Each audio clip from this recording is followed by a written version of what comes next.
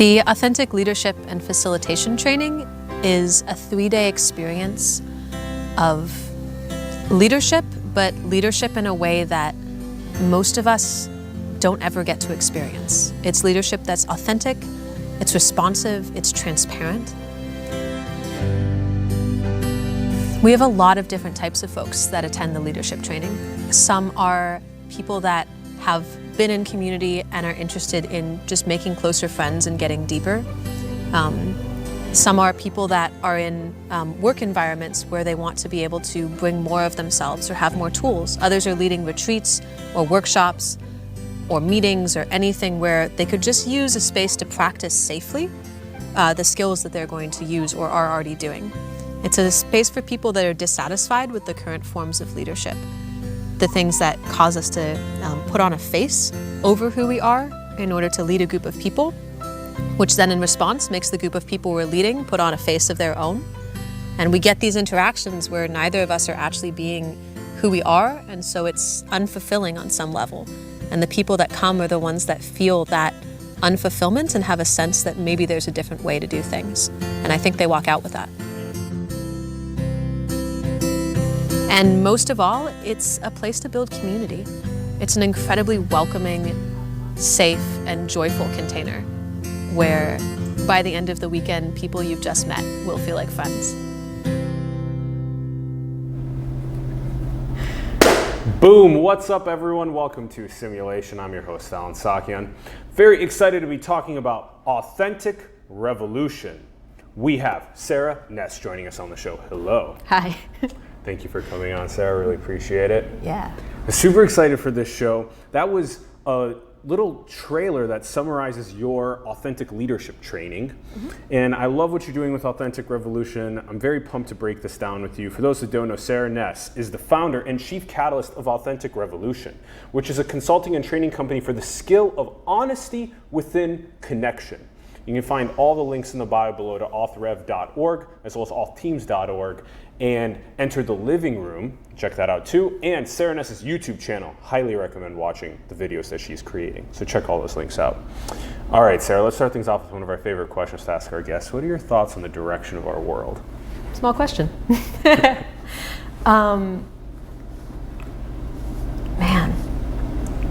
I'm like tempted to ask like what section of the direction of the world, but I guess there's a couple different thoughts. As it relates to my own field, I think that like the selves that we are feel like they're partially inside our own bodies, but they're also the systems that we've built around us. The technology, the social atmospheres, and all of that is expanding and expanding. It's like, I don't know what's inside a computer, but I use it to expand my range of capacity. And so we have these like ever building networks of technology and self that just feel like they're increasing exponentially. And it feels like the state of our world is like, is our technology going to increase fast enough that we can resolve some of the problems that we've created for our planet, or are the problems going to overwhelm the technology? And I think the thing that's really fascinating to me is it feels like even as there's a technological revolution, there's also a social revolution of like understanding each other more, having some concepts on perspective taking and psychology that previously were only allowed in psychiatry or different sorts of therapy settings. And now it's like we have so much information on how people interact. And there's this whole new field that gets to be explored. So I'm pretty hopeful about it, actually. Yeah, we love talking about, we call it the wisdom race with the guests, that we need to make sure that our level of consciousness catches up to the level of the exponential technology being democratized around the world and what that's doing geopolitically. And so things like actually Authentic Revolution help our level of consciousness catch up, and so we can win this wisdom race. Totally. And I think it even provides a different perspective. Like earlier this year, I was totally freaked out about the state of the environment and the world. And it's also given me the like perspective of, okay, like how do I hold the paradox of wanting the human race to continue and acknowledging that like it might not. So what do I do with my day-to-day life? It feels like there's more truth available. Yeah. We will not be another collapsed civilization. We will prosper. We will prosper. Let's get into your journey. All right. Born in Pennsylvania, moved to the University of Texas in Austin for school, and you took a trip across the US to study intentional living communities for your senior thesis. I thought this was so cool. So teach us about who you were as a kid growing up and how these things even came up to fruition. This is cool. I feel like a radio personality. Like, my journey started way back in Pennsylvania when I was a small child. Yeah. Not gonna do the whole thing in that voice. Let's see. So I grew up in the suburbs of Pennsylvania, and I grew up pretty isolated. I didn't really understand how social interaction worked. I was like very much on the fringes of anything involving other people. I spent most of my childhood reading, like on average, probably 10 books a week. I taught myself to speed read because I wanted to read faster. So I missed the whole bit where people learned how to interact with others. And when I got to middle school and high school, I realized that I had missed something. And I started kind of trying to learn a little more about how to interact, but wasn't very successful. And got to college and landed in this real kind of minefield of all sorts of different personalities. When I was growing up, I was in an all-girls private school, like 30-person graduating class from 6th grade until 12th grade. So really like small bubble. And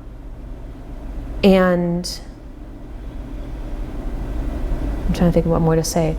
The first place that I found where I felt like I really had a space to expand was living in a housing co-op. Because before then it was like, okay, I'm living in places where there's restriction on my activities, like either my parents are telling me what to do, or RAs are telling me what to do, or teachers are telling me what to do. Like there was never a place where I could really figure out, like, if I have autonomy, what do I choose? And the housing co-ops are amazing places for that, because it was like a bunch of like 17 to 20-year-olds having to deal with the finances and the management of a 17-person co-op. Mm-hmm. And so I got really fascinated by like, how do people live together and how do they have to evolve to actually take responsibility for themselves? I held a couple officer positions in my co-op, and I ended up taking a year off of school because I kind of hated school. Again, that didn't like being told what to do. And I ended up traveling around for 2 months and visiting different intentional communities to try to chronicle, like, how are people living together in college and out of college, and trying to find like collaboration and communal forms of being. And during that time, I stumbled across ecstatic dance, and I stumbled across authentic relating. And it was like this whole different, like, okay, in the co-ops, one of the things I found was like communication issues could explode a house faster than anything. If people started talking behind each other's backs, if people started attacking each other, if there was passive aggression going on, if there were personality conflicts that didn't have any way to get resolved, then half the house would leave, no matter how beautiful the house was or the community. And there were other factors like systems and roles and personal development, but a lot of it felt like communication. So when I found authentic relating, it was like, oh man, somebody actually developed like some sort of practice or system that demystifies communication. Mm-hmm. And I started leading the games first with some friends in Houston that introduced it to me, and then at my housing co-op in Austin, it just kind of took off. Oof, yeah. So I like this. Also ties us into what you were saying at the beginning with how so much of our built environment is based on the way that our structures are then doing things like impacting our life. So we build things that then in turn begin impacting our own life. Mm-hmm. And so when we do things like learn how to communicate better, it makes it so that when we have problems or issues that arise, that they then get more easily handled if we know how to do a good job at walking us through. I've been studying so much on things like the Socratic dialogue and method, and like mm-hmm. the like scholasticism, like things that are like really old that are that need to be kind of rebirthed into our culture, including things like this deep dive into other people's eyes and their life journeys and who they are and why they feel the way they do, what's developed in them from their birth until even like 6 months of age or just the first couple of years, what came with them from their ancestors until now. All of these things that form a human is critical to get to know, because then you actually get to know the depths of the psyche and not just at the surface level. And so then it's cool that by going and picking up these authentic relating games, that then it basically makes it easier for you to go and like seed other people to authentically relate, because it's a game. Games are fun. People like playing games, and if they can learn something from the game, like how to dive deeper into human relationships, it impacts all of their aspects of their life. Can I ask you a question? Is this one of the games? No. Okay. I just got curious. Okay, what is it? I'm actually curious, like why, like you said it almost like a universal good to dive deeper into human psyche or understand them more. Like for you, why is that important? Like what does that give you in relation to other people? Well, it would be like jumping into life and staying at the surface level. What do you think that, like, what do we think that gives us? And then what do we think, okay, what if I get like 25% down into humans? What would that give me? 50% down, 75% down. What if I got to the extreme depths of the human psyche? Like, what would that do? And like that in many ways seems to be such an integral part of life, but it might not be something that is for everyone, although it may be for a vast majority of people, because there are then certain examples of cases of people that choose to not dive deep into the psyche and choose to maybe spend more time in solitude creating things for the world, just things like that. So there's all different varieties of people, but yeah. So maybe like understanding, fulfillment, living fully. Yeah. And then also understanding meaning and purpose more, and helping other people understand meaning and purpose more, understanding other humans. Like, you don't live here alone. You obviously live here with 8 billion others right now. And so to like get to know the other couple, 5, 10, 25 in your communities and families at deeper levels will help you. There's also animals and stuff. That's true. Yeah. You know, Yeah, looking at the say animal, that. authentic relating with an Speaking animal. on behalf of the whales that are dying. I have tried circling cats before. They tend to kind of just walk away, but I assume they're just trying to escape from the intensity. So, Circling cats and dogs, that's funny. yeah. What I love about what you're speaking to is like, feels like there's communication on the surface, and then there's like why people are thinking and feeling things and why they're doing what they're doing. Like why you even made the comment about animals, like what's important to you about that. And a lot of the conflicts that we get into happen on a level of content instead of process, or like content instead of context. That's great. And if you get down to like, what are the person's interests? Like what is driving them? What do they care about? Like what's at stake in this moment? And the first part of that is even noticing that something is there for someone. Like what's the moment where somebody seems to contract, or when their voice gets excited about something, or when their body language changes. Yeah, principles, values, the moment that something happens to the change in physiology and someone feels something, and then what that change, like you said, context versus process. Like we sometimes go context, talk, but not necessarily go, well, why is that person feeling that way? Like, let's dive into their life journey and understand their process that got them to there. Yep.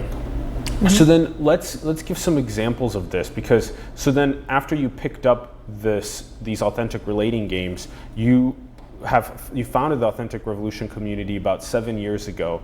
Let's also explain what authenticity means. Got it. I've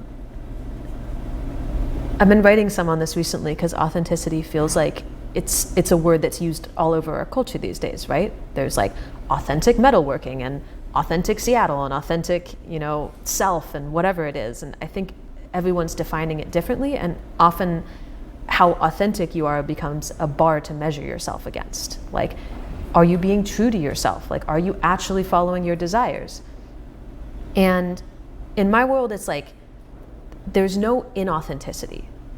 Like, if authenticity is honesty with oneself, then like at all times we're being as authentic as we can possibly be. We're showing as much of ourselves as we feel comfortable to the outside world, and all the different parts of ourselves are showing up in the exact degree that they're able to. So if I think of authenticity as just like one self that I can have more or less of at any given moment, then it's hard to figure out like how to show more of myself.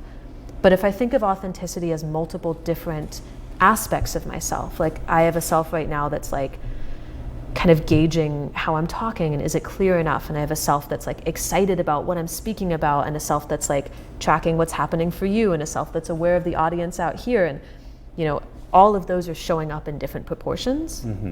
So authenticity to me becomes, what's more important even is awareness. Like, how much can I see of the different parts of myself, and then how much choice can I have over which ones I'm showing? Like, can I choose to breathe past the discomfort of not knowing what I'm saying moment to moment, and choose to focus on like who might be out there or what might be happening for you? So it's like seeing and then choosing what I'm going to show in any given moment, rather than assuming that there's a more or less authenticity that I can have. Okay, so you see all of the different, well, you know yourself well, so maybe authenticity then starts with knowing oneself really well, one's own deepest meaning or purpose in life, and then being really aware of all of the possibilities that exist in the space, and then you kind of like are very aware of all the different possibilities, and then you collapse the future that you want to choose on a moment-to-moment basis. Right, and there's like authenticity with what I'm feeling and what I want in any given moment, which might be if I'm feeling nervous, I want to like not talk. But there's another authenticity, which is my values and what I care about. And if I find this integrity, this alignment between like what I care about, how I'm showing up, how I'm speaking, how I'm acting, that I think is what people often talk about when they talk about authenticity, is what I sometimes call congruence. Like, am I being an accurate representation of what matters most to me? And that takes a lot of work, because there are different parts of me that feel different things, and it's really hard in a culture especially that tells us to like do what we love and follow our desires, when those may not actually align with what we care most about. I like that word a lot. I like the word congruence. It's like if you're pursuing your truest, highest self, your deepest meaning and purpose in life, you can feel a higher degree of congruence with that on a moment-to-moment basis.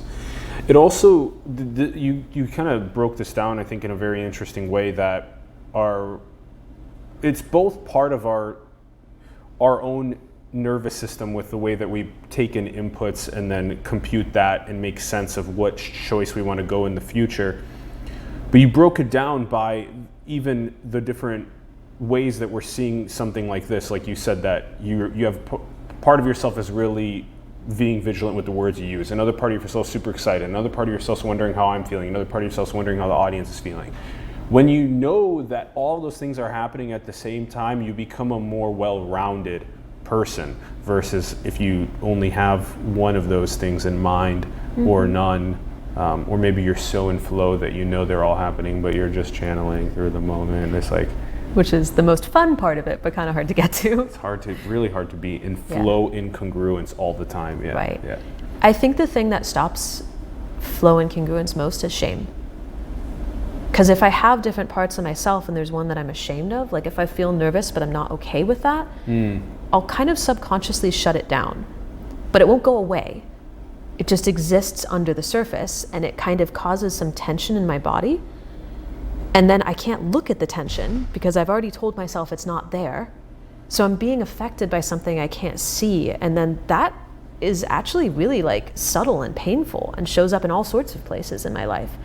So the thing that I've really been trying in authentic relating recently, and one of the reasons I like the practices, is it basically goes, okay, rather than finding the parts of yourself that are okay and not okay, let's look at the fullness of who you are and see if we can like make all that okay to exist, because it does. Like, that's what's happening in reality. Like, that's the person you are.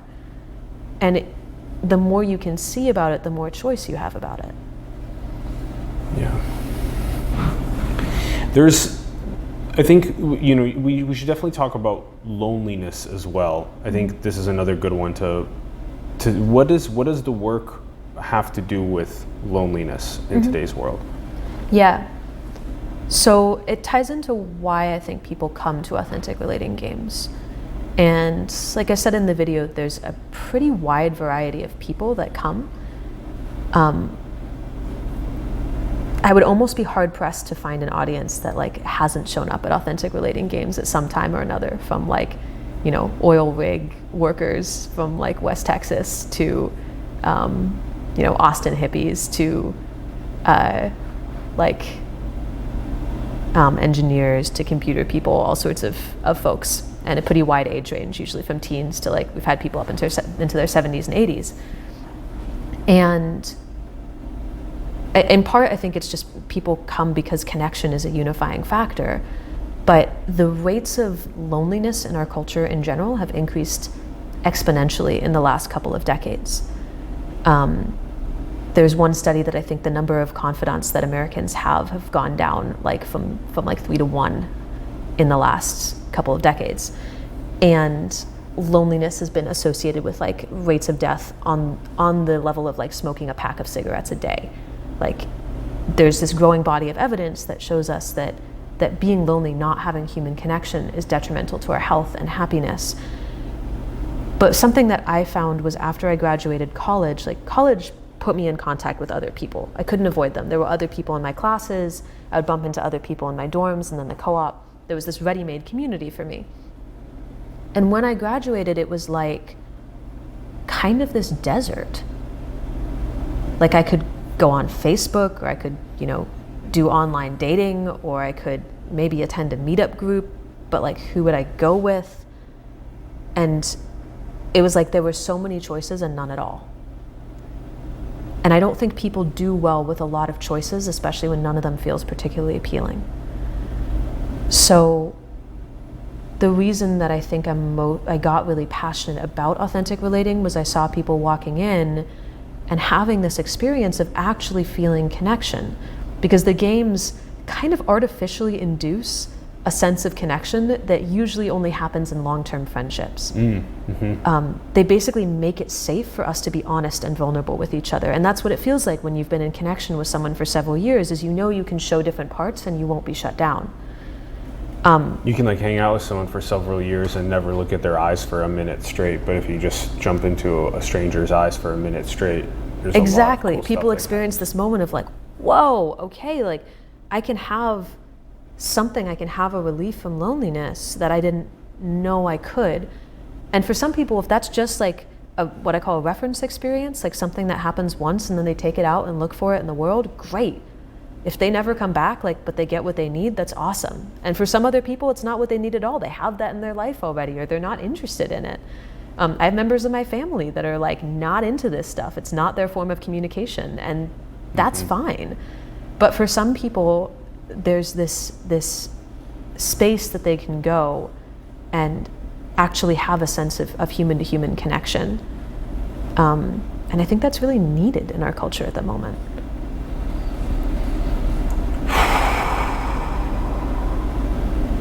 Yeah. Seemed to hit you. Yeah. It's a lot about loneliness that it makes it so that our hearts feel it, and it's something that like we want everyone to be able to experience a deep love and connection to other humans, and yeah. And it's also interesting how metropolises affect loneliness, and how they also affect network effects, and how villages around the world don't have a network effect, but may not have loneliness. Right. You give up some individuality to be together with a group of people, but I don't know if the loss of individuality is worth the loss of happiness that comes from not being connected to others. And I think we've gone far enough that it's not always a choice, unless we're really intentional about looking for it. Trust is a hard part Yeah. of community, because people are lacking this authenticity within themselves, and if they're not true to themselves, they're not going to be true to others. It's a very interesting species we've evolved into. The way I think of it these days is like, if out of 100 people, 1 or 2 are legitimately psychopaths. Like, I think there are people out there who will manipulate others, will try to hurt others, Generally, the only ones I've found are ones with actual psychological disorders that have them not feel empathy in the same way, but that exists. But if 1 or 2 out of 100 people are going to be that, and I generalize the lack of trust to all the rest of that 100 people, then I live a pretty isolated life. So the intention for me has become like, not how do I like keep enough of myself back that I'm safe, but actually how do I develop emotional resilience? Yeah. So if I do get hurt, it doesn't matter as much to me. It's such a good way to put it. Yeah, and that speaks really well to what Ron just said, that that carrying ourselves with a passion for emotional resilience and bringing ourselves fully into the world and making it really clear to other people that we give people trust right off the bat, and then we still stay careful with like understanding how people like give us trust back, and we see how those relationships form, because if there is a time when there is a moment where that may get violated, that we have a strong emotional resilience to see that, understand it, bounce back from it, and keep going forward. Right. Yeah. And the thing that's been really cool for me about authentic relating is that like it doesn't decrease the chances or the pain of being misunderstood by someone else or having a conflict with someone else. What it gives are tools for how to stay in connection when that happens. I just had a work call before this where like there was a lot of tension among the leadership team that I was working within. But the thing that was different was like we could stop and call out like, hey, it seems like you're uncomfortable with this. Like it doesn't seem like you're a hell yes to moving forwards. And I'm not comfortable. So like, would you say what's going on with you? Perfect. So it's like that capacity to actually sit in the discomfort, find connection within it, almost always creates some sort of resolution. Or even if the resolution is we're not going to see eye to eye. Yeah. That's so badass to be able to. It is. It's like, right now, being live. Can you say like, can you stretch your jaw if you need to? It felt good. Can you do things that some people may consider to be weird? Like if 3 people are talking and one of them's like not feeling hell yes to make them move in the direction that the other 2 want to go, just say, hey, like feels like it's not a hell yes for you to move. Like, how are you feeling right now? How are you feeling right now? How you feeling right now? These are not hard questions. It's so easy to ask, how are you feeling right now? And that can feel like, oh wow, they recognized me. Now I have space to say how I feel. And then you talk about it, and then you figure out what's the best move of action. Right. And I think the difficult thing about that is asking a question like that, most people see as socially inappropriate. Because so conversation's flowing a certain direction. To ask a question like that basically puts a roadblock in it, right? Yeah. It's like you take agency to change the direction of conversation. Most people are uncomfortable with that. So the games, the authentic relating games, the reason that I like them is they give us safe spaces to practice things that are socially unacceptable, like asking the questions you're genuinely curious about, or revealing your motivation for saying something, or speaking to a feeling that you're having with someone else, or sharing your impression of them. Yeah, let's give a demo of these. So there's actually over 150 of these. At this point, yeah. At this point, of these authentic relating games. And these happen at the workshops that Authentic Revolution is hosting. They happen at, yes, Authentic Revolution, and there's like 70 plus communities around the world that we've helped start some of them, but the cool thing is like they're all independent. NDI too, Ron, if you want to bring it up. We have a little there's a map, Yeah, we have a little map of so many different ones on the East Coast of the United States, in the Midwest, on the West Coast of the US. A lot in Europe. Tons in Europe too. Yeah. Conversations about honesty, authentic, sweet, encircling. Center Mindful Learning, Authentic Relating Boston, Authentic Relating New York, San Diego, Authentic Relating Encircling. And these are only the ones I know about. Like there's probably 15 to 20 more since I've been trying to update this map, but there's so many that I can't keep track of them.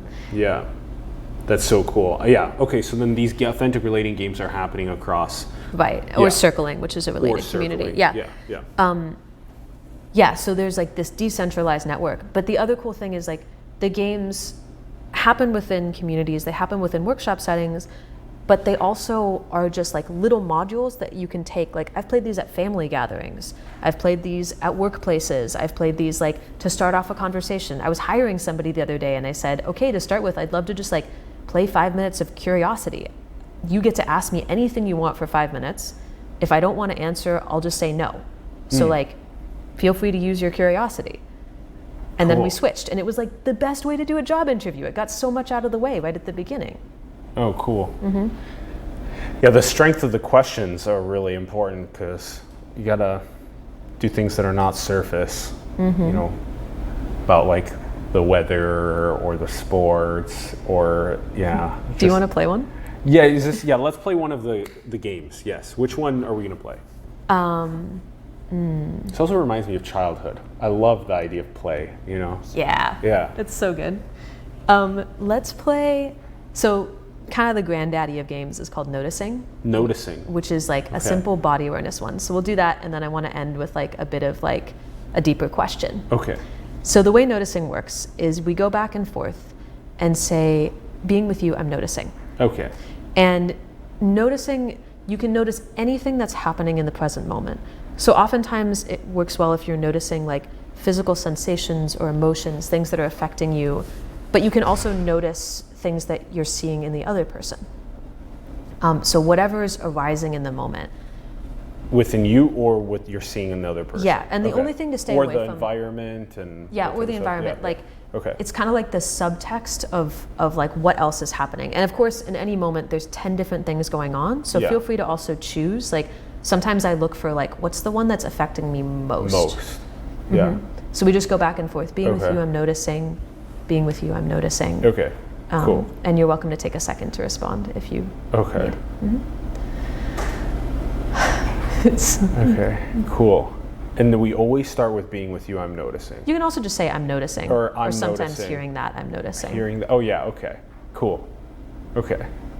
I'll start. Okay. Being with you, I'm noticing delight and vulnerability. Hearing that makes me feel really good. Yeah. Hearing that, I feel curious, and I'm noticing your smile. Your curiosity makes me feel like we're at place having this conversation. Hearing that, I'm thinking about the game structure. Hearing that, I'm wondering what have been the most profound things that have happened from this game of noticing ever in the history of the game. Hearing that, I want to respond, and I'm also feeling like delighted at your expression. Hearing that, it makes me want to express so much more, just like the most expressions ever. Hearing that, I just had this like vision of you as like a little kid, like, wah!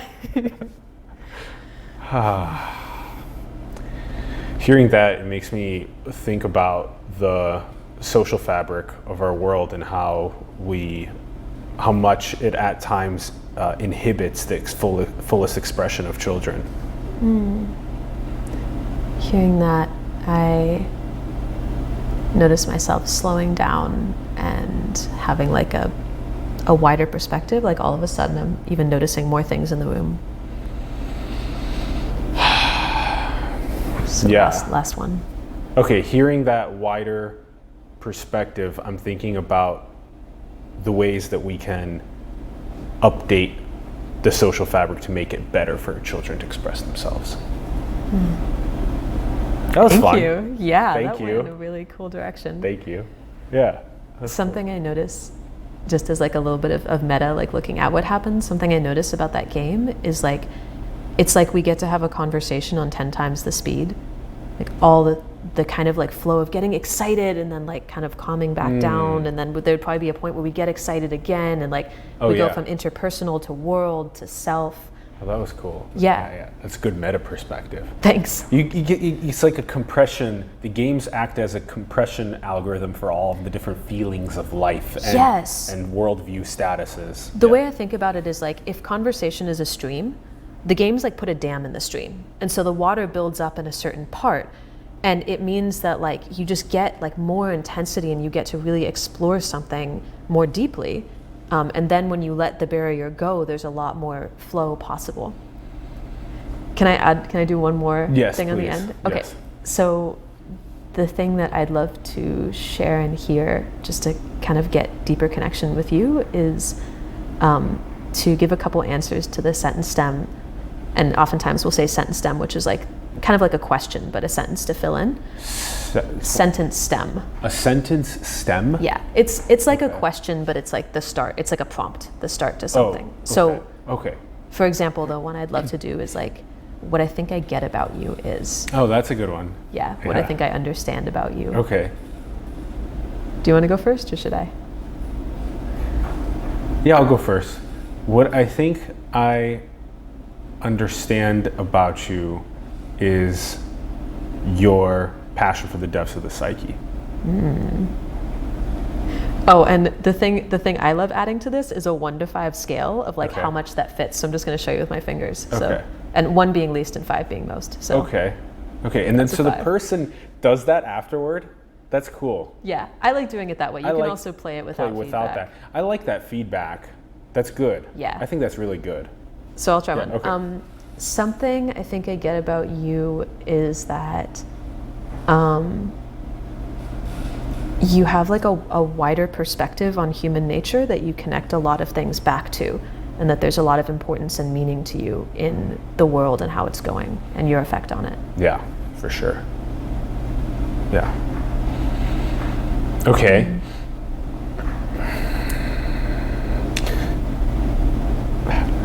Something that I think I get about you is that when someone has these deep moments of awakening within authentic relating are some of your most beautiful moments in your life.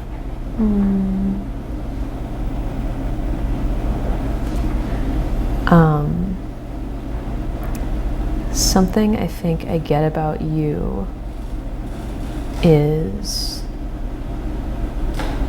that you seem like fairly analytic. Like I imagine your primary like center through which you run things is more your head than your heart. But I think that you've trained your awareness of feeling and response to others. Yeah, that's probably really high true. Yet, yeah, maybe like 4.5 or so, 4 or 5. Just because I've also spent now a decent amount of time now working on meditation and working on connecting my body and my heart and other people's bodies, hearts, spirit to spirit as well. All that is going out that broad, unbounded feeling. Yeah, like keeping 1 foot in analytical and 1 foot in all that is, you know. It's kind of funny. So can we do one last one about Ron? Yeah, please. You open to it, Ron? Yeah, let's get it. You want to do me? Oh yeah. All right. Can't leave you out. I think I have one. Ron, I think you have a naturally playful personality, and I think that one of the things you like about this show is you get to like play the character of yourself. He's giving a 5. That's a good one, Sarah. And now I have to. If you want to give one, I think you should give one for Alan actually, because you know him. I've just met y'all.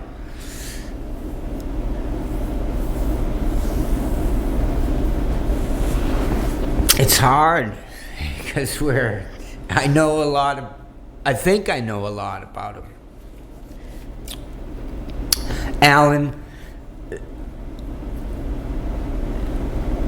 the thing I realize about you, or I think I know about you, is you're not fully human. Your body is a mere vessel for something beyond our comprehension. Yeah, it's very accurate. It's 5. Yeah, I'm trying to figure that out more and more. Ron has been a major catalyst in me understanding forces that are happening beyond our 3D reality, and now other people and stories have been popping up as well of people being vessels or channels that other forces are at play through them on the planet. And so yeah, it almost feels as though you can feel the fight happening within you sometimes between the forces. Like you can get called, you're trying to get like pulled by some of the more malevolent forces to like get distracted and like get away from your like life purpose. And it's like this far, and you have to get to this point to tip over into the malevolence for like the next hour or two of your time. But then you like catch yourself right here, and you're like, get away from me. And then you focus on the positive, and you keep building what you're doing. I don't necessarily believe the forces are benevolent or benevolent. It's just the simplicity of light and dark, and the malevolence has a big factor in the benevolence of it all. And it's the evil only comes out of what our this primitive process that we're so primitive, and we lean maybe towards the darker side. It's not necessarily evil, however we're not living in balance. So there's not there isn't good guys, bad guys. It's just positive, negative, dark, light. Evil is our creation with what we do with it when we know that we really shouldn't be doing this, but we do it anyway. Yeah. We have a gut instinct that we go against, and that's what is evil. We are evil. There's not, beyond this. There's this is what I'm coming to not conclusion with, but the evolution of my understanding. Because I recall Alan telling you, there's a dark villain out there. Darth Vader is among us. We need to be careful. But, all we need to do is look in the mirror to see this God and devil. It's right there. It's right outside your door. Now testify. So you can get to deep conversations like this with other people through these games. And let's go through the names of the games again. What was the first one we played? First one was Noticing. Noticing, just noticing, okay. And then the second one was? The second one was a sentence stem. Sentence stem. Sentence stem. There's a whole ton of these in the games manual, actually different and questions and sentence you can download stems. The games manual on the website. Yeah, it's by donation. By donation. Get downloading that games manual and get playing it with your friends and communities. I love that. That's great. And be ready that it may be that your friend or some of your friends may not want to do it. Some of your family may not want to do it. So it's totally cool to find other people that want to do it and play it with them. Because otherwise, that's like your test of faith. If you don't pass that, then you won't get to play. What do you mean? Sometimes you get a test of faith, like, I downloaded this manual and now I'm here with my family or I'm here with a couple friends, and they're like, this is lame. We don't want to do this. We don't want to get vulnerable. We don't want to do this stuff. And then you're like, and then you stop. But if you're like, that's a test of faith. Now I have to go and find other people that I don't know that want to play this stuff. Oh, I love that perspective on it. Yeah. I think of family as like the final test. It's like the boss battle. Yeah, it's like a boss battle, family and boss, or boss at work, or like it is like a boss battle, right? Because there's so many like dynamics and hierarchies in your role in your family, and are you challenging that? I have a funny story about this actually. If you give us your story. A story, okay. Think they'll be okay with me sharing this, but so I had an experience trying to bring these games to my family, or like I was trying to relate with my brother. And we went to Burning Man together. And he went to boarding school when I started middle school so we didn't really grow up together. And our relationship when I was young was like really bad. And so I was like, okay, this is my big chance to get to know my brother for the first time. And I was like pulling out all the stops. Like I was like asking great questions, and I was sharing vulnerably about myself. And I was like, everything I knew how to do. I was being present with him, I was connecting. And the thing about my brother is he's absolutely brilliant, and he's a very private person. Like he lives kind of in the middle of nowhere with one person, and he doesn't like sharing things intimately about himself until he feels very comfortable with someone. And we didn't have that deep of a relationship yet. So I was trying to communicate with him in this authentic relating mode. And it just wasn't landing. And there was this period like in the middle of the burn where like we're having this incredibly intense conversation to the point where like I had to run away for 10 minutes and just break down behind a car. It was like, I didn't know if our relationship was going to come back from it. And about like a couple weeks later, he comes through Austin with his girlfriend, now fiance. And I prepared this time. I was like, okay, if I were to relate with him from his language, because it's not about just authenticity, it's also about relating. Like, yeah, the mirroring. Yeah, and like deep questions aren't the only way to relate. Like, for me, it's actually about figuring out like what language is someone else speaking? How do I meet them where they're at? And so I was like, okay, my brother, like, he loves talking about different topics. He's super knowledgeable. He's one of the most well-read, well-informed people that I know. He likes experiences. And so I was like, okay, how do I speak his language? And so I just all day, like, you know, took him and his girlfriend around town, and we went and saw the sights, and we got ramen, and we, you know, like, I asked about topics and stuff, and we had these great conversations. And I felt a little bit out of my depth. I was like, well, I don't totally know how to relate like this, but I'm gonna try to learn, because he tried to learn mine. And so we get to the evening, and we're having a beer together at a coffee shop, and he turns to me and he goes, okay, you've been good. You can ask us deep shit. That's funny. Yeah, and it was... That's good. It was validating. It was like, oh, okay, like, I need to meet someone else in their world before I ask them to come to mine. Like, it's a great story. Yeah. Yeah, that's how you do it. You speak in the language of other people, you mirror, and that's part of NLP, neurolinguistic programming. Yeah, it's totally a part of that. And you can use the games to figure out what someone else's language is. Yep. Like, there's skills underlying the games, which is a lot of what I try to teach these days. And those can be used in any situation, even if the games themselves can't be. Yeah. Can we take a question from the audience? Yes, please. Kendall asks, he's curious what she sees as the growing edge of the authentic relating, where it is growing, or what she sees in terms of where it is moving, what direction the growth is in. Oh, of the movement as a whole? Yes. Okay. Can I answer that? Mm-hmm. Sweet. I didn't know we had a live audience. This is cool. No, I Thanks for watching, a little more Kendall. self-conscious, and thanks, Kendall.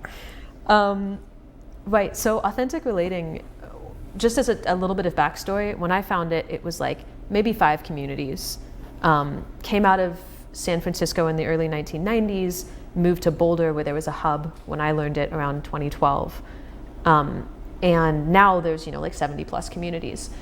So there's a real like form of growth in, formerly it was just in community building and how do we have groups together, and I would like host calls, like community mastermind calls for the leaders to relate and interact. And now in the last couple years, there's been a movement towards bringing authentic relating into other places. So there's quite a number of people that are doing consulting with businesses, or are working with schools, or are bringing it into prisons even now with Authentic Relating International. There's quite a few communities in San Francisco that are using it, the rationalist communities. And I think the real edge right now is how do we translate vulnerability, authenticity, empathy into other languages, into other cultures. And when I speak about other cultures, I don't just mean other countries. I mean like families, businesses of different kinds, schools, communities. I was in Malaysia recently working with a company and trying to figure out how do I learn their culture quickly to be able to bring these things in. So I'd say that's one cutting edge on like a kind of instrumental scale. And then on an internal scale,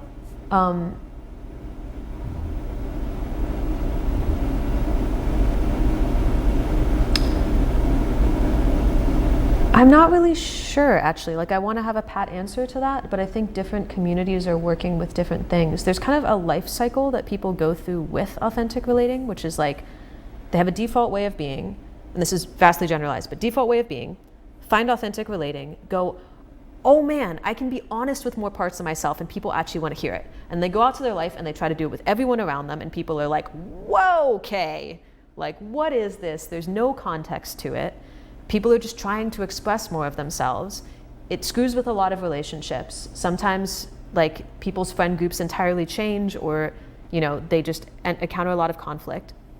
And so then there's another phase of learning how to speak other people's languages, and like what parts of myself are most important to show, if like showing all of me is gonna be rejected in some situations. But I don't think people can get to the relating piece without going through the authenticity, because you have to know what's in there by kind of making mistakes, by going too far towards the pole that you haven't been in. to calibrate back towards the center. So there's this kind of pendulum swing that people go through. And I think that where the authentic relating movement is now is having, as a movement, swung kind of far towards that authenticity, and now trying to come back towards the relating of like, how do we integrate this into mainstream society, into other forms of communication and life? Yeah. And then hopefully bring society as a whole a little bit more on the realm of authenticity. Yep. That's a great way to put it. And then getting it into schools and getting into the corporations, so critical. I love those. Yeah. Thanks, Kendall. That's a good question. Great question. What does it mean that constraint creates depth?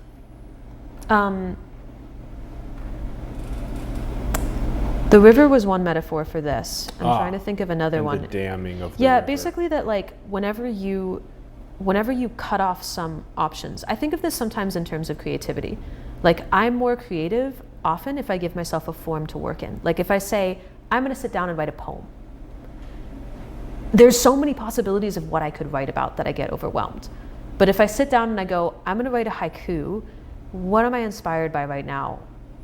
I'm gonna write a haiku about simulation series and its effect on the world. It's like I have this more defined channel to work within, where I can be wildly creative. Okay. But I need a topic, and so the games, what they do is I think we have that in most areas of our life, but often not in conversation, unless there's a specific topic. But if you go to a party, it's like there's this whole field of like, what are you supposed to talk about with other people? Who are you supposed to talk to? And I think the thing that people get overwhelmed by, like what causes social anxiety, is too many choices. Like we're not built for that many. And so to have a game, to have an artificial social constraint, has a lot of people feel a lot safer. And then if you practice within that safe constraint, then you can start bringing it out more. Like I grew up with really severe social anxiety, which is a lot of why I got into authentic relating. Even now, like every time I'm in a room with others, like I have so much physical tension in my stomach, I can't stand up. Like I have to sit down. I have to like often meditate for a while before I go and talk to people. Sometimes it'll take an hour or two to fade. And the games have kind of gradually expanded my capacity to stay with that sensation more and more, and to know like what to talk about even while I'm in that.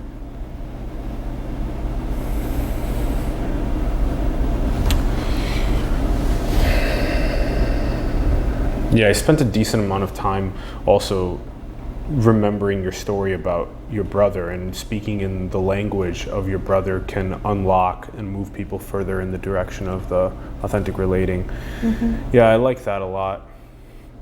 Okay, and it totally makes sense. People feel it all the time when they have something to do and that they really squeeze the amount of time they have left before it needs to be deployed, and then they feel like those are the constraints and they can really get creative in that time. Yeah, you gave a good example with that poem too. What about the balance between authenticity and relating? What does that even mean? That speaks to, so I'm gonna track back of like, when we're kids, I think that we have this whole range of how we can express. That's somewhat defined by our personality growing up, but like, we start out like pretty much all nature, and then we get nurture as we grow up, and we start expressing different things. Like maybe as a kid I throw a temper tantrum. How my parents respond to that and how my friends and environment respond to that shapes how much I think I can bring that part of myself. So if I show anger and my parents are actually like really encouraging, like, yeah, express your boundaries, then I grew up thinking that like, actually probably having a fairly healthy expression of anger, because I might see it as like how to express my boundaries. If I go up in a situation where I see anger around me and it's something that's used to hurt others, then I might either shut down my own anger or react by being more angry. Or if my parents shut down my anger, if they're like, that's not an okay expression, or stop crying, then either I get more angry or I also shut down my own emotion and think it's not okay. So we have this mirroring from our outside environment when we're young that I think shapes a lot of our emotional reality. When we get older, that's how we interact with the world.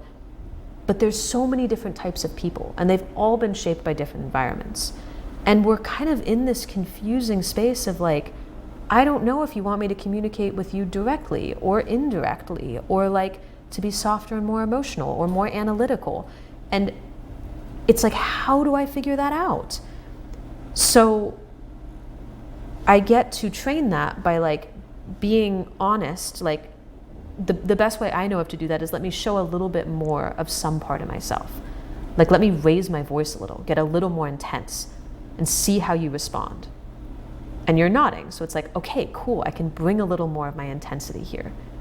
But I'm not just expressing, I'm also like watching for your response or asking about it. And there's these two poles of like, how much do I want to show of my own self-expression? Can I push the boundaries so I have a little bit more space in places where historically I didn't feel okay? But can I also do it and stay attuned to you? And one of my teachers, Michael Porcelli, likes to say that there's a spectrum between expression and ownership. So the more I go towards owning my experience, towards like speaking calmly and in I statements and like saying things of like, you know, I'm angry right now and I'm feeling upset that you did this thing, that's ownership. And anger is just like, how could you? Like, how could you do that? It's totally unowned, but it's actually more honest or authentic in a way to what I'm feeling. Like I shut down a little bit of like what's really happening in order to own it. So it's kind of like, where am I playing along that scale? And I'm not going to be as aware of you if I'm expressing fully. We lose some consciousness of the other person when we're more in our own expression. So either I try to pay attention to both of us at the same time, authenticity and relating, or I go more fully into you to relate and ask about your experience, or I go more fully into me and express. And the best way to like check which one to do is to set context, which is like, sometimes I'll just ask someone like, hey, can I set a 5-minute timer and just be unfiltered? And I want, like, I'd love it if you just like, don't take anything I say as truth. Like, I'm upset at you. I just want to be able to speak to it so it's not on my chest anymore. I'd love to just hear afterwards, like, what impacted you about that. And I can give myself the space to go full into expression as long as the other person knows what's coming and they've consented to it. A lot of words. That's another good exercise, to be so aware that you can ask that exact question. If I can do a specific style of communication with you for a period of time to help me express, to see how you react. But I wonder if one can carry authenticity and relating at the same time as they go about the world, and then kind of like figure out what works for each person, and then tailor themselves. If you can wear like a lot of different costumes and like put on different outfits for each person. Yeah. Yeah. I think I actually like, I didn't hold that perspective, and then a friend brought that to me a little bit ago and it really had me think about it. And I think like there are moments when I hold both of them, and for me it's mostly if I'm in a flow state. Like I can be conscious of myself and the other, and it's kind of, we're both just contained within a more universal self. I'm still trying to learn how to do it like in daily life. Yeah, me too. Yeah. Oh, I was hoping you had the answer. Always a student of the universe. The only thing I know is that I know nothing. All right. How about now? The authentic leadership training has trained over 500 different leaders. You expressed that there's like 75 more of these communities now around the world. What does it mean when these people are then leading from truth? It's a couple different things. One is this idea of more congruence. When a leader gets up in front of a room and they look out at a whole bunch of people, it feels like there's a choice in that moment. You can like launch straight into the plan that you have and just run that beginning to end, regardless of what's happening in the room. Or you can go a little more into awareness and go, what's happening in me? What seems to be happening in other people? And either you might run the same plan, but reveal a little more, like give personal examples to things rather than examples from stories that you've heard, or share in the moment, like, I'm feeling like really like excited about what's happening in this room right now. Or ask about people on a personal level, like, hey, I noticed that seemed to impact you. Like, will you share what's going on with you with the group? You might even choose to change, a leader acting from authenticity might even choose to change their plan. I sometimes tell my students, like, hold your plan lightly and your intentions strongly. Yeah. So have a compass, like Great. know what you want people to get out of what you're doing. That's really important. But the way you get there can be guided by what you're attentive to in yourself and in others. Yes. And to do that, you have to be aware, and awareness is vulnerable when you're with a bunch of people because you don't know what's going to happen next. And a lot of the training is getting people into practicing that space of being aware, questioning their reactions, trying new things, getting feedback directly about how it lands, and coaching about like how to make their natural way of being the superpower they bring to the world. Yeah, before going in and just operating an algorithm, like breaking bread at the table with other people, slow everyone down and express deep gratitude for each other, for the food, check in with how people are feeling, maybe have a couple words before you dig in, type thing.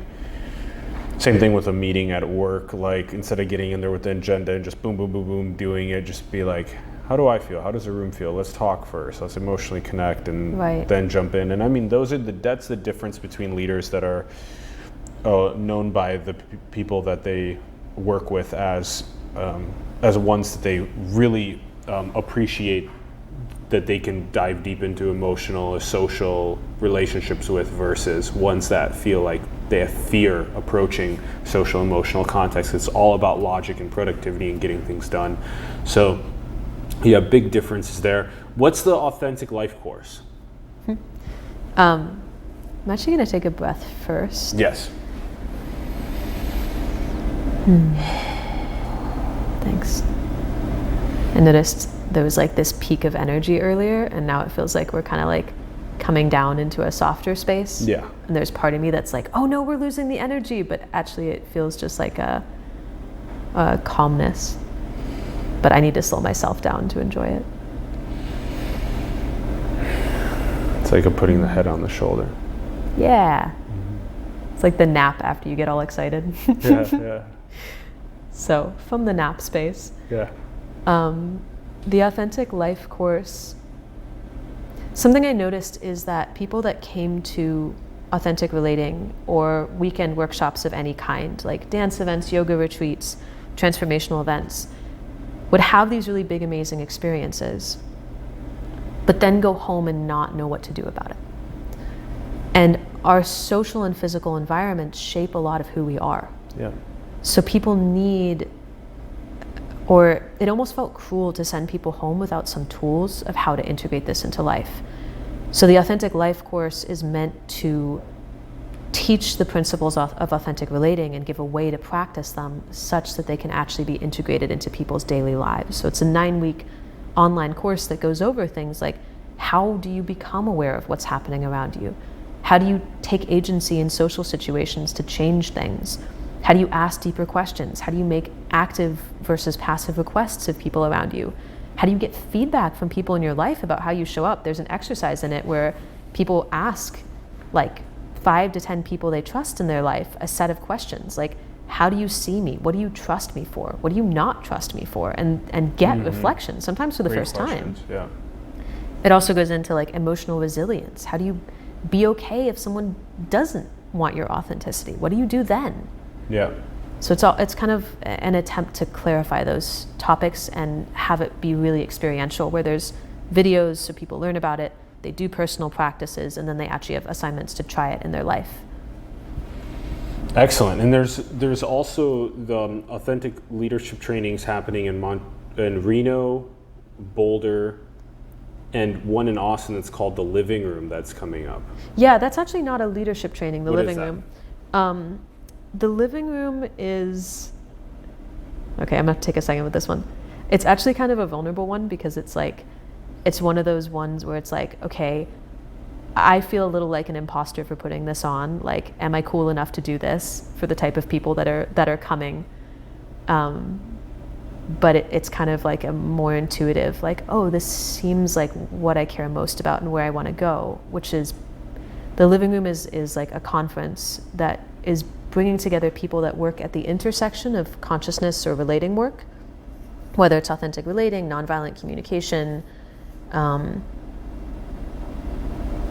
I'm trying to think of others. There's dancers coming, there's systems experts, there's scientists, people that are working at like consciousness and also doing things out in the world to apply it. Because I think you can work just at the level of how do I create deeper relationships in my life, or how do I like bring this just one-on-one, or like have dreams of what I want to do. But then there are people that are working in this delicate space of like, I care about how I'm connecting with other people. I'm aware of myself, and then I'm also trying to do something in the world. And often those people don't have a lot of others around them that are working in that same space. Like they've developed so many parts of themselves that it's hard to find others that can meet all of them. So the living room is an experiment in bringing everybody in that field together. And it's invite and application only, so we're pretty careful about screening it. And bringing them together for 3.5 days in Austin at a really beautiful retreat space, and just creating spaces for skill sharing, for conversations, for deep connection and relaxation, and lots of like surprise and mischief, and getting us out of our comfort zones into the full potential of who we are as bodies, spirits, as relational beings, as creators. Bringing that together. Cool. The conference is in September. That's coming up in Austin. First weekend of September. And then, speaking of spirits, do you think we come from somewhere else beyond this 3D reality into these flesh vehicles to play on planet Earth? Oh man.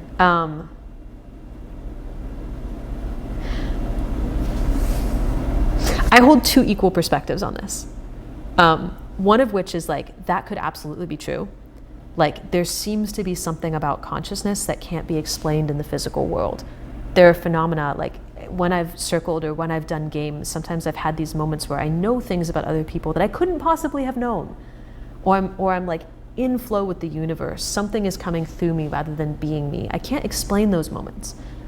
And then there's the rational side of me. Like my parents were both doctors. I was raised super scientifically. I'm like very much a nerd. I spend a lot of my time just reading articles on science and group dynamics and psychology and stuff. It underlies a lot of my work. And I also believe that there are rules to everything in the universe. And if we understood all of those rules, we could understand why everything acts and interacts the way it is. Like maybe there's a spirit molecule that's causing things. Some people think it's 5-MeO-DMT. Yeah, maybe, yeah. And it's almost like I can hold the reality of like empirical, like deterministic, everything happens for a reason, everything can be explained by laws, and the sense of real awe and wonderment of like, probably in my lifetime, all those things aren't going to be figured out. So like, I just get to experience it as like wonder and beingness and things happening through me. And if both of those realities are true, and I think they're coexisting, I choose day to day to live both of them and hold that sense of wonder, even as I strive to understand more. That's cool, yeah. 1 foot in, 1 foot out. Constantly have your worldview run like that. And then what about, do you think we're in a simulation? Of the world? Can you say what you mean by that? Are we in a simulation? You just want me to answer it? Yeah. Okay. Are we in a simulation?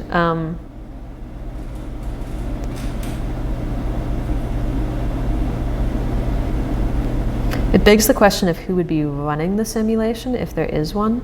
What I can say is I think that like who we are and how we act is in some way predetermined. Like everything that we've experienced and done so far and been taught and learned leads up to the person that we are, to the point where like we couldn't do anything but what we're doing right now, which gives me a lot of compassion for people, because I'm like, I can't change who they were, I can only affect who they're going to be. And by shaming who they are right now, it's not going to really help affect them because they couldn't do anything else. So like in a sense, we are in a simulation. We're in the simulation of our own lives. We're these players that are kind of playing out a role that's been assigned to us, but we're still player one. Like I think we still get to make choices. We still get to find congruence. And we are in like a world that's been built around us and that we don't get choice over. I have this Rumi poem that's actually tattooed on me, and the last line of it is, your boundaries are your quest.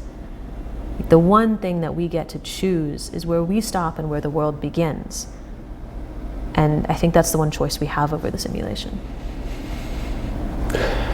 And what do you think is the most beautiful thing in the world?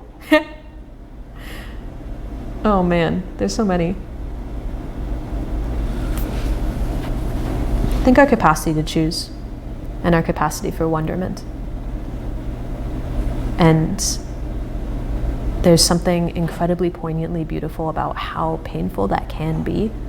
Like, that awareness requires choice, and it requires staying awake all the time. And that's absolutely painful.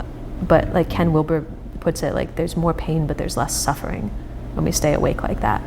And there's such richness and beauty to me in that awakeness. This has been such a good episode.